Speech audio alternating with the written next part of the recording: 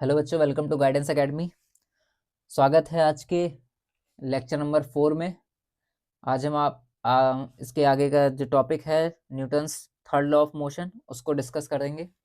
और उसको स्टार्ट करने से पहले जिसने भी हमारे चैनल को सब्सक्राइब नहीं किया है प्लीज़ आप उसको सब्सक्राइब कर लीजिए, बेल नोटिफिकेशन पर क्लिक कर लीजिए और वीडियो अच्छी लगे तो प्लीज़ आप उसको लाइक कीजिए, शेयर कीजिए।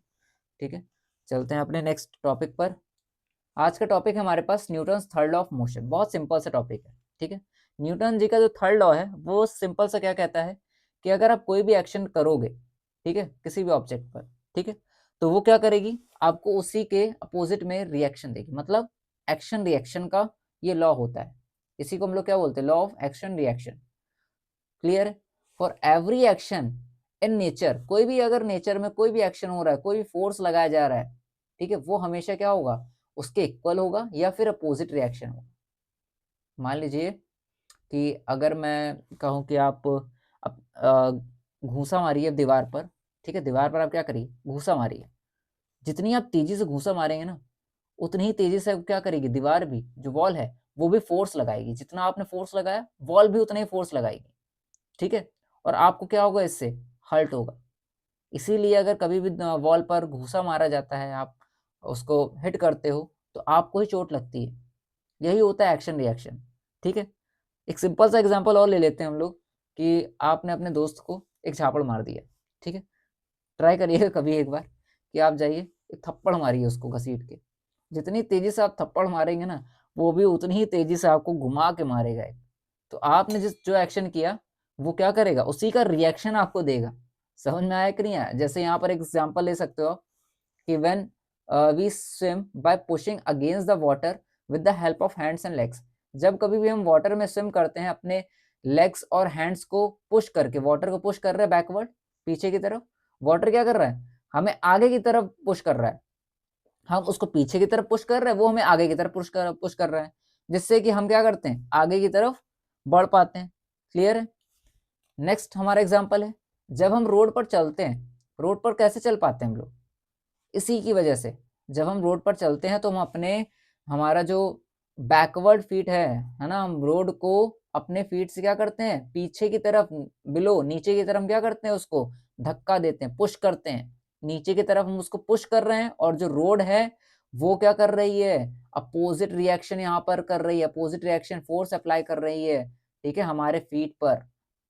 कहां पर लगा रही है वो फोर्स, फॉरवर्ड डायरेक्शन, यानी कि ऊपर की तरफ। आप क्या कर रहे हो, नीचे की तरफ फोर्स लगा रहे हो, बट जो रोड है वो ऊपर की तरफ फोर्स लगा रही है, जिससे कि हम क्या कर सकते हैं, कहीं पर भी चल फिर सकते हैं। क्लियर होगी बात? नेक्स्ट, अब यहाँ पर बर्ड है ना, बर्ड क्या कर रही है, फ्लाई कर रही है, बढ़िया तरह से उड़ रही है। ठीक है, बर्ड के जो विंग्स होते हैं ये क्या करते हैं, बर्ड के विंग्स है वो एयर को नीचे की तरफ फोर्स करते हैं, डाउनवर्ड। समझ में आया? नीचे की तरफ पुश करते हुए जा रहे हैं विंग्स है बर्ड की।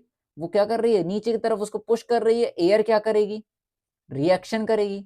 यहाँ पर एक्शन क्या हुआ, बर्ड का जो विंग है वो एक्शन कर रहा है, नीचे की तरफ पुश कर रहा है।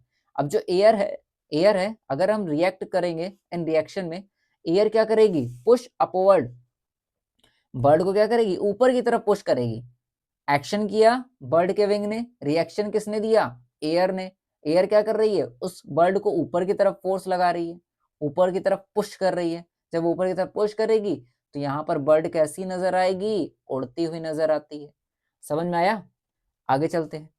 When a man jumps from a diving board, diving board पता है आपको क्या होता है, इस तरह का होता है, ध्यान से देखिए, है ना, जहाँ से लोग डाइव करते हैं, ऊपर की तरफ जाते हैं, वहां से कूदते हैं नीचे की तरफ वाटर स्विमिंग पूल में। ठीक है, ऐसा क्यों होता है, डाइविंग बोर्ड जैसे कि आप वहां से फोर्स लगाते हो ना, डाइविंग बोर्ड से आप चढ़ते हो, वहां से अगर आप कूदते हो तो थोड़ा सा ऊपर की तरफ उछल के कूदते हो। ऐसा क्यों होता है, अब जो डाइविंग बोर्ड है, ठीक है, उस पर आप खड़े हो गए, खड़े होकर के आपने नीचे की तरफ फोर्स लगाया। आप क्या कर रहे हो, उस डाइविंग बोर्ड को नीचे की तरफ पुश कर रहे हो। और जब आपने उसको नीचे की तरफ पुश किया, डाइविंग बोर्ड ने भी क्या करा, आपको ऊपर की तरफ पुश कर दिया। एक्शन रिएक्शन हुआ कि नहीं? यहां पर आप क्या कर रहे हो, एक्शन कौन सा है, आपका नीचे की तरफ पुश करना, ये एक्शन हो गया। और जो डाइविंग बोर्ड है वो ऊपर की तरफ आपको पुश कर रही है, वो हो गया उसका रिएक्शन। समझ में आया कि नहीं? जिससे कि आप थोड़ा सा ऊपर की तरफ उछल करके तब नीचे की तरफ डाइव करते हो। क्लियर है? अपोजिट डायरेक्शन में। नेक्स्ट हमारे पास है firing a bullet from a gun. ठीक है, आप सुना भी होगा आपने कि गन को अगर आप पकड़ के चलाते हो, ठीक है, फायर भी करते हो, तो वो क्या करती है, पीछे की तरफ फोर्स लगाती है ना। यही है इसका एक्शन रिएक्शन। क्योंकि बुलेट क्या हो रही है, अगर आपने फायर किया, बुलेट क्या हो रही है, आगे की तरफ मूव कर रही है ना। बुलेट क्या होगी, आगे की तरफ मूव करेगी कि नहीं, यहाँ पे देखो, बुलेट जो होगी वो आगे की तरफ मूव कर रही है। फोर्स हमारा कहाँ लग रहा है, बुलेट पर लग रहा है। ठीक है, बुलेट पर फोर्स लग रहा है, एक्शन कहाँ हो रहा है, आगे की तरफ, जहां पर ये जा रही है। जब ये एक्शन होगा यहाँ पर, तो रिएक्शन कैसा होगा, पीछे की तरफ। समझ में आया। तो गन क्या करेगी, आपको पीछे की तरफ धक्का देगी, पुश करेगी। क्लियर। नेक्स्ट है हमारा रॉकेट मोशन। तो रॉकेट मोशन क्या होता है, सिंपल सी चीज है। रॉकेट में नीचे की तरफ यहाँ पर गैसेस बाहर आती हैं, है ना। अगर आप देखोगे तो यहाँ से क्या होगी, गैसेस बाहर आएंगी। जब गैसेस क्या करेंगी, नीचे की तरफ फोर्स लगाएंगी कि नहीं, गैसेस क्या करती है, डाउनवर्ड फोर्स लगाती हैं। जब ये डाउनवर्ड फोर्स लगाएंगी तो रिएक्शन कैसा दिखाई देगा हमें, फोर्स रॉकेट पर कैसा दिखाई देगा, ऊपर की तरफ, यानी कि जो रॉकेट है वो ऊपर की तरफ उड़ता हुआ नजर आएगा। आप बैलून को ही ले लो ना ध्यान से, अगर आप बैलून अगर आप ब्लो करते हो, उसको फुलाते हो, और अगर आप छोड़ देते हो तो वो कैसा उड़ता है, ऐसे ऐसा उड़ता हुआ जाता है कि नहीं जाता है, कहीं पर भी चला जाता है, जब तक उसके अंदर की एयर ना खत्म हो जाए। वो क्या करता है, उसके अंदर जो एयर है, वो एयर क्या कर रही है, गैस क्या कर रही है, बाहर की तरफ फोर्स लगा रही है, जिससे कि वो क्या कर रहा है, फ्लो करना शुरू कर देता है। समझ में आया कि नहीं आया। वैसे ही रॉकेट का भी कॉन्सेप्ट होता है, अगर रॉकेट के अंदर से गैसेस खत्म हो जाएगी तो ये भी नीचे गिर जाएगा धम्म से। समझ में आ गया।